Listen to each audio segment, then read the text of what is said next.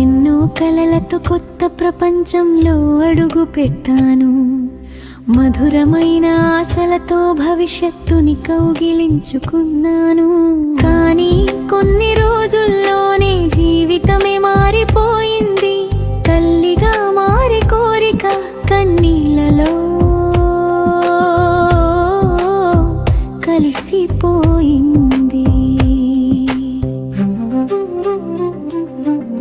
ఒక్కో హాస్పిటల్ ఒక్కో డాక్టర్, ఆశలన్నీ నెమ్మదిగా మాయమయ్యాయి. సిరింజులతో చేతులు నిండిన హృదయం మాత్రం ఖాళీగా మిగిలింది.